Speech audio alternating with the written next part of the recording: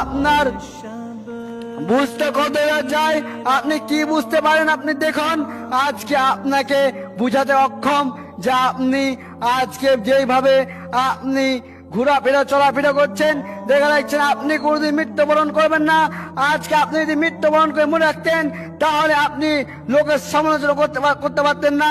একজন মানুষের ব্যাপারে না জেনে আপনি খারাপ মন্তব্য করছেন, একজন মানুষের ব্যাপারে সঠিক না জেনে আপনি বলছেন তার চরিত্র খারাপ।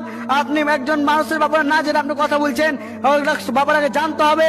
আপনি দেখা গেল শুধু ফুল জানলেন, হাফ জানলেন আর ফুল জানলেন না, তার হাফ ব্যাকরণ দেখে আপনি বললেন তার চরিত্র খারাপ, আপনি ভুল বললেন। এই কাল কিয়ামতের মধ্যে আপনাকে এই জবাব দিতে হবে। তাহলে আপনি এই কথা বুঝতে হবে যে আপনি কে কথা বুঝতে হবে যে কখনোই মানুষের সঠিক কোনো কিছু না জেনে মানুষের ব্যাপারে মন্তব্য করা এটা একটা খারাপ কাজ।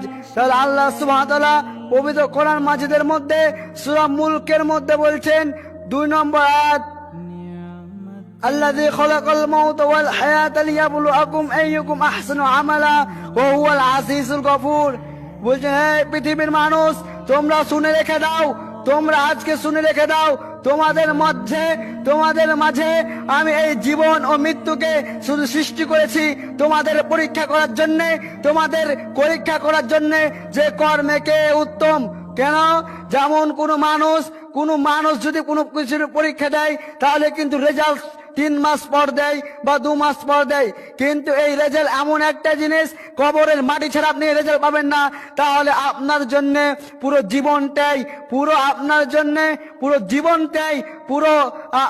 60-70 বছরের জীবনটাই পরীক্ষা, একমাত্র আপনার পরীক্ষিত হবে।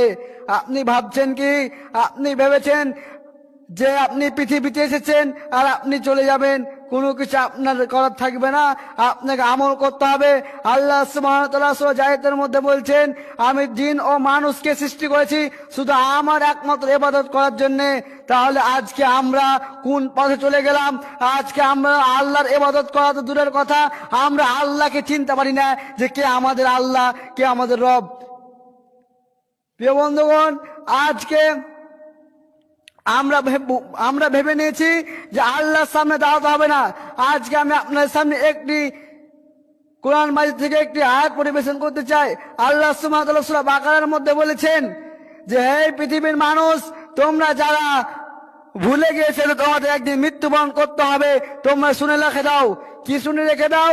তোমাদের মৃত্যু থেকে জীবিত করা হয়েছে এবং আবার পুনরায় তোমাদের মৃত্যুবরণ করা